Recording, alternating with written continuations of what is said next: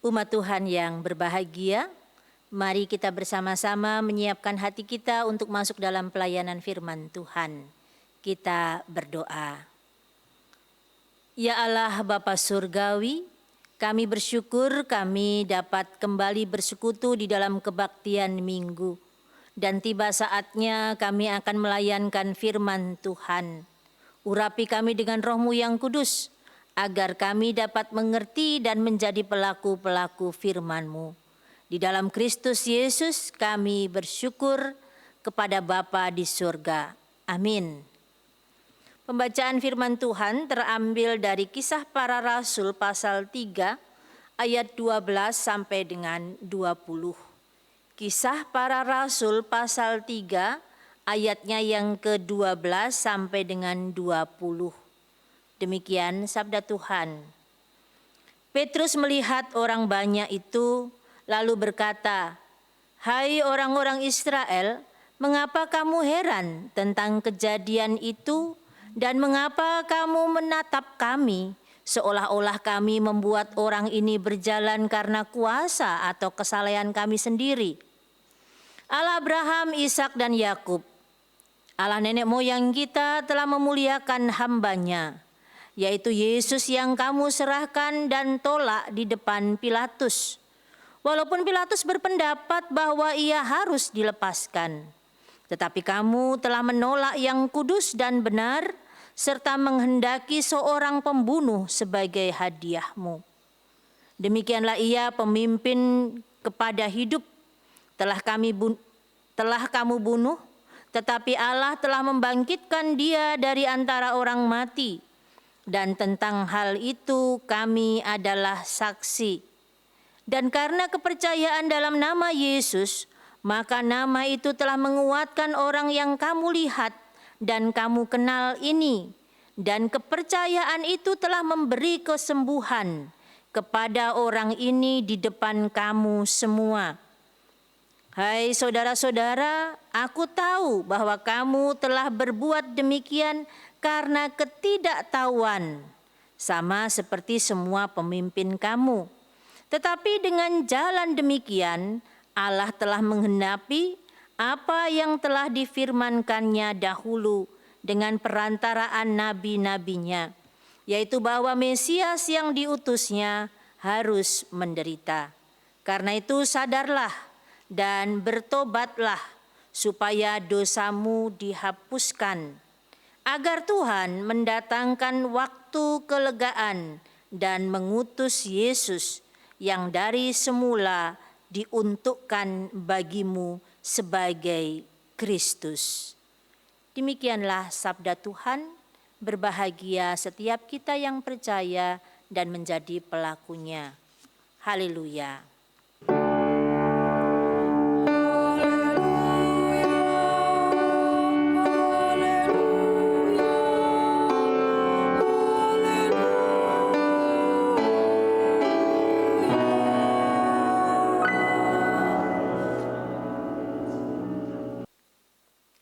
Selamat hari Minggu Bapak Ibu Jemaat Tuhan sekalian. Salam jumpa dan salam sehat untuk kita sekalian. Saya yakin setiap hari, setiap waktu dalam kehidupan kita, kita tidak bisa menolak yang namanya perjumpaan. Perjumpaan dengan pribadi-pribadi yang menyenangkan kita, maupun pribadi-pribadi yang membuat kita sejatinya ya tidak sejahtera. Tapi mau bagaimana lagi? Dalam kehidupan dan perjalanan kita, perjumpaan selalu ada dan perlu dimaknai. Dalam pembacaan kita juga membaca bagaimana perjumpaan Petrus dengan orang-orang saat itu. Pembacaan kita dilatar belakangi dengan perjumpaan Petrus dengan seorang yang cacat sejak lahir. Dia lumpuh sejak lahir. Si lumpuh ini setiap saat ada di bait Allah, digotong oleh saudara-saudaranya untuk mendapat belas kasihan di bait Allah. Dan perjumpaan dengan Petrus Dia berharap mendapatkan sesuatu. Tapi Petrus memberikan jauh dari yang diharapkan, yaitu kesembuhan di dalam nama Yesus. Peristiwa perjumpaan Petrus dengan si lumpuh menjadi permasalahan dalam pembacaan kita. Bapak Ibu kekasih Tuhan, bagi orang-orang Israel, orang yang cacat sejak lahir seperti si lumpuh ini adalah orang-orang yang biasanya dianggap sebagai menerima kutukan. Orang-orang yang menerima kutukan atau mereka yang berdosa. Kita ingat kisah Yesus dan murid-muridnya yang bertemu dengan si buta sejak lahir. Pertanyaan murid-muridnya, siapakah yang berdosa? Orang tuanya atau nenek moyangnya? Atau dia sendiri? Di Yohanes 9 ayat 1 sampai dengan 2. Apa jawab Yesus? Bukan dia, bukan orang tuanya. Nah, dalam bacaan ini pun juga demikian. Petrus memiliki kesempatan untuk berjumpa dengan si lumpuh. Dan dia juga mendapat kesempatan untuk mengenalkan siapa Yesus. Kuasa Yesus. Demi nama Yesus Kristus orang Nazaret itu berjalanlah. Ya, di tengah-tengah banyak orang di bait Allah, Petrus memperkenalkan kuasa nama Yesus karena dia sudah berjumpa dengan Yesus. Petrus seorang yang dulunya hanya seorang penjala ikan. Bahkan dia juga seorang pengecut karena dia mengingkari perkenalannya dengan Yesus. Dia menyangkal, aku tidak kenal. Tapi sekarang si pengecut itu, si penyangkal itu berani berkhotbah. Bukan saja berkhotbah, dia berapologetik atau membela imannya. Dia berapologetik atau membela imannya. Iman kepada siapa? Kepada Kristus yang bangkit.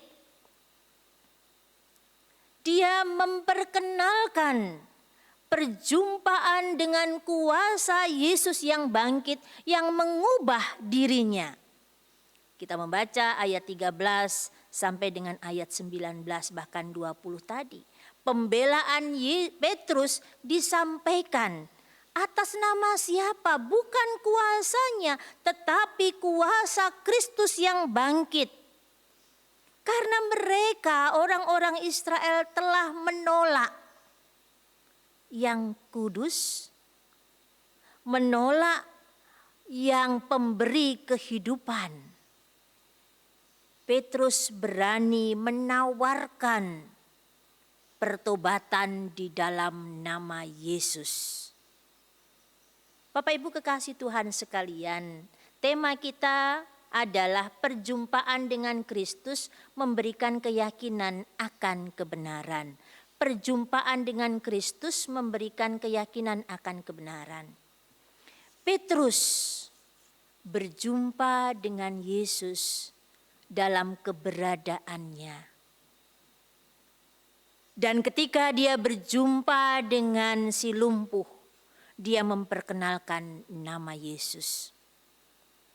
Tidak saja itu, Petrus juga berjumpa dengan banyak orang-orang Israel yang mempertanyakan dengan kuasa siapa. Bahkan nanti kalau kita membaca pada pasal 4, Petrus pun juga berani memperkenalkan kuasa Yesus di depan mahkamah agama. Perjumpaan dengan Yesus dalam kebangkitannya menumbuhkan keberanian dan kuasa, rasa percaya diri untuk ada saat itu, bahkan sepanjang hidupnya. Dia memperkenalkan kuasa Yesus yang telah dijumpainya. Demikian juga perjumpaan si lumpuh dengan kuasa nama Yesus. Dia kemudian memuji nama Tuhan. Itu pada pasal atau perikop sebelumnya. Kekasih-kekasih Tuhan, kita tentunya juga sudah berjumpa dengan Tuhan. Melalui pergumulan kita, melalui pembacaan Alkitab, melalui perayaan-perayaan ibadah kita. Pertanyaannya, sejauh mana kita memaknai perjumpaan kita dengan Kristus? Sejauh mana kita memaknai perjumpaan kita dengan Allah yang hidup di tengah-tengah berbagai keadaan kita? Sejauh mana kebenaran bahwa Allah hidup dan menguasai kehidupan kita berani kita ceritakan? Ya, mungkin hanya orang-orang tertentu yang berani berapologetik, berani berdiskusi dan berbantah-bantahan tentang iman Kristen. Dan saya rasa untuk negara kita tidak diperlukan itu karena kemajemukan. Tetapi keberanian untuk bersaksi tentang perjumpaan kita dengan Allah sangatlah diperlukan, menjadi kesaksian bagi kita. Perjumpaan kita dengan Allah sepanjang kehidupan kita tentunya telah mewarnai hari-hari kita.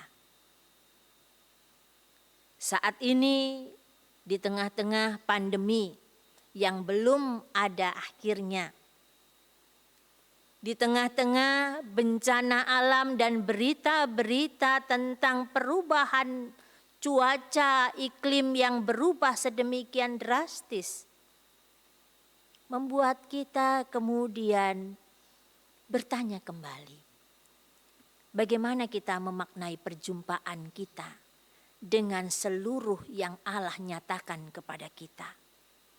Perjumpaan kita dengan pandemi, dengan orang-orang yang rapuh dan tubuh kita juga yang rapuh.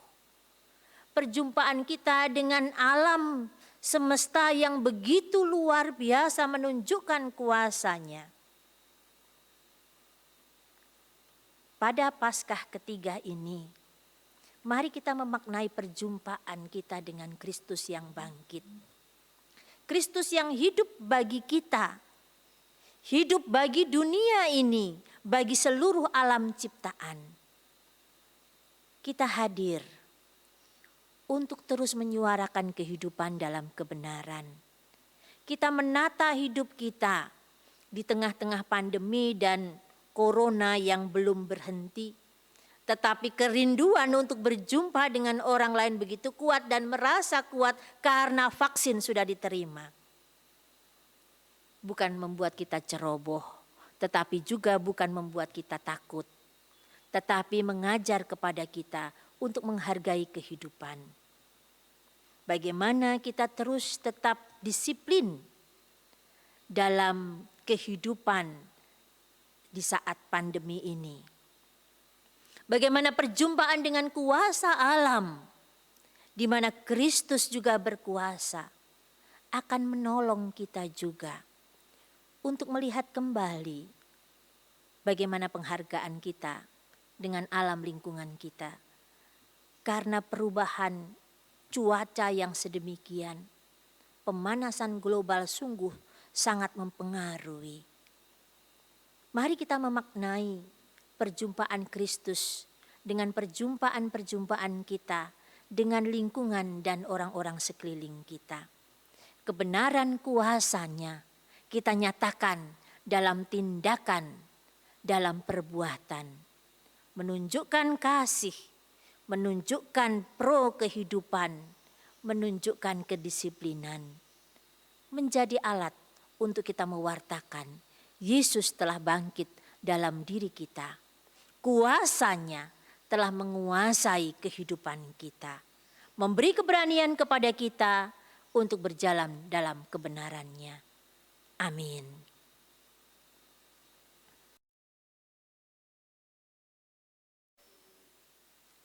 Umat Tuhan, mari kita menyampaikan doa syafaat kita. Kita berdoa. Ya Allah Bapa yang hidup di dalam Kristus Yesus dan memberi kehidupan baru bagi kami. Tolonglah kami agar kami terus berusaha memaknai perjumpaan kami dalam kuasa kebangkitan Kristus. Kuasa untuk terus mewartakan kehidupan dan harapan. Di tengah-tengah ketidakberdayaan kami menghadapi pandemi, di tengah-tengah ketidakberdayaan kami menghadapi kuasa alam ciptaan-Mu ini. Kami percaya bahwa Roh Tuhan terus menuntun kami. Karena itu Tuhan, biarlah kasih-Mu sendiri, hikmat-Mu sendiri yang menolong pemerintah kami, bangsa Indonesia, yang saat ini berupaya untuk mengatasi pandemi dengan pemberian vaksinasi. Ajarlah kami semua masyarakat untuk terus tetap disiplin dan tidak menjadi ceroboh karena keadaan kami yang sudah divaksin ini. Tolonglah kami semua ya Tuhan, ketika kami juga berhadapan dengan bencana alam. Berita-berita tentang pemanasan global dan perubahan iklim yang sedemikian rupa mengancam kehidupan. Ajar kami Bapa untuk terus hidup bersama-sama dalam kerentanan kami terhadap bencana alam. Kami berdoa untuk Badan Penanggulangan Bencana Alam, mereka relawan-relawan, mereka yang ada di tenda-tenda pengungsian, mereka yang menjadi korban dan saat ini masih harus menata kehidupan mereka. Kuasa kasih Allah bersama dengan mereka. Kami mendoakan mereka semua sebagai pengelola dana-dana untuk menolong para korban. Rasa takut padamu pun akan melingkupi mereka. Kami berdoa untuk para tenaga kesehatan. Mereka semua yang juga berjuang di tengah-tengah pandemi dan juga bencana alam, di pengungsian-pengungsian sangat rawan untuk adanya penularan COVID-19. Ya Allah, tambahkan kekuatan dan kesehatan kepada seluruh masyarakat, para pengungsi dan para sukarelawan serta para tenaga kesehatan. Hikmat Tuhan bersama dengan mereka. Kami juga berdoa untuk gereja-gereja-Mu yang terus berjuang juga di tengah-tengah keterbatasannya. Terutama gereja-gereja di sekitaran Malang Selatan, di NTT. Ketika mereka berhadapan dengan gedung gereja mereka yang saat ini roboh. Ya Tuhan, kuatkan mereka untuk dapat membangun gedung mereka kembali. Dan jangan biarkan mereka jatuh di dalam pencobaan dan dalam keputusasaan. Kuasa Roh Allah akan menolong saudara-saudara kami yang berjuang untuk membangun kembali rumah mereka, membangun kembali gedung gereja mereka. Tolonglah mereka Bapa. Pakailah kami juga sebagai alat di tangan Tuhan untuk menopang saudara-saudara kami di sana. Ketika mereka memulai pemulihan setelah bencana alam ini. Kami berdoa untuk pelayanan Dipo Kelapa Gading dalam rencana-rencana kami untuk melakukan rapat umum majelis jemaat guna menata pelayanan dalam menyambut era pelayanan yang baru saat ini. Biarlah kami boleh mempersiapkan pelayanan yang Tuhan percayakan kepada kami. Sebagai majelis jemaat, biarlah kami dapat bersatu hati menata pelayanan yang Tuhan percayakan kepada kami. Kami mendoakan TK Ruth dan juga kami semua ketika akan berhadapan dengan rencana pemerintah untuk sekolah secara tatap muka. Kuasa Tuhan pun menolong kami semua. Kami juga berdoa ya Tuhan bersama dengan jemaat-Mu yang bersyukur dengan sukacita yang Tuhan anugerahkan bagi mereka. Mereka yang bersyukur karena hari ulang tahun seperti Ibu Rita Lalamentik Simatupang, Bapak Riki Rainer Nguru, Saudari Amelia Dindahati, Ibu Johanna Lalamentik, Ibu Shirley Mauren Mamahet, Saudara Benino Mesak, Bapak Wendy Wibowo, Ibu Hasna Cornelia Pelokila Yakobs, Bapak Daud Marpaung, Bapak Yoel Poltak Simanjuntak. Tambahkan sukacita dan pengharapan pada mereka, beri mereka kesehatan dan kekuatan yang dari Tuhan. Kami pun berdoa untuk mereka yang bersyukur dengan sukacita yang mereka temui, kasih-Mu pun menyempurnakan sukacita mereka. Mendukung juga mereka yang dalam kelemahan fisik karena usia, karena kesehatannya. Kami mendoakan Ibu Anawati Tunardi, Bapak Theo dan Ibu Teni Latui Hamalo, Bapak Heri Sunardi, Ibu Kesia Sumarni, Bapak Bonar Frederick Purba, Bapak Vence Rompas dan Ibu Juliana Rompas Toar, Bapak John Siahaya, Bapak Ari Lengkong. Padamu kami membawa kekasih-kekasih-Mu ini Tuhan. Tambahkan semangat dan pengharapan pada mereka di tengah-tengah pengobatan dan perawatan yang mereka jalani. Kami pun mendoakan untuk keluarga-keluarga yang menjadi bagian dalam persekutuan kami. Keluarga Martin Kasodu, keluarga Manahara Siahaan, keluarga Roy Yuda Poluan, keluarga Els Leni Korputi, keluarga Roida Hasiolan Utapea, keluarga JAW Lengkong. Hadirlah dalam setiap kehidupan mereka, dalam susah dan senang mereka, dalam pergumulan bersama dengan anak-anak, bersama dengan cucu-cucu, dan bersama dengan keluarga mereka. Kasih Tuhan yang mempererat mereka, menguatkan mereka di dalam pergumulan-pergumulannya. Kami juga mendoakan ya Bapa, kekasih-kekasih-Mu, anak-anak-Mu yang merindukan pekerjaan, merindukan pendidikan yang tepat sesuai dengan cita-cita mereka. Mereka yang merindukan teman hidup, mereka yang hidup dalam kesendirian. Kuasa dan hikmat Tuhan mendampingi mereka semua, mempertemukan mereka dengan harapan-harapan yang mereka inginkan, dan kiranya itu menjadi rencana dan kehendak Tuhan. Engkau Allah kami, benteng kekuatan kami. Kuatkanlah kami menjalani hari-hari kami, ya Tuhan Yesus Kristus. Doa ini Bapa akan kami dasarkan dengan doa yang Kristus ajarkan bagi kami. Bapa kami yang ada di surga, dikuduskanlah nama-Mu, datanglah kerajaan-Mu. Jadilah kehendak-Mu di bumi seperti di surga. Berikanlah kami pada hari ini makanan kami yang secukupnya. Dan ampunilah kami akan kesalahan kami, seperti kami juga mengampuni orang yang bersalah kepada kami. Dan janganlah membawa kami ke dalam pencobaan, tetapi lepaskanlah kami daripada yang jahat. Karena Engkaulah yang punya kerajaan dan kuasa dan kemuliaan sampai selama-lamanya. Amin.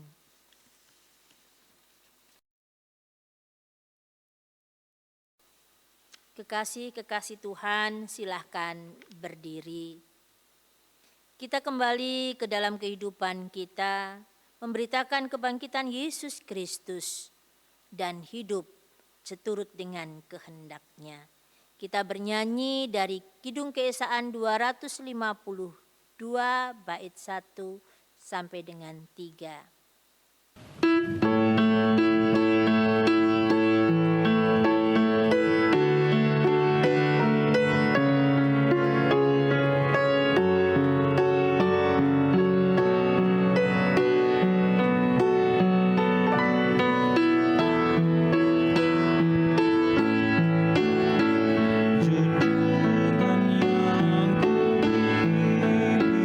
Yesus ku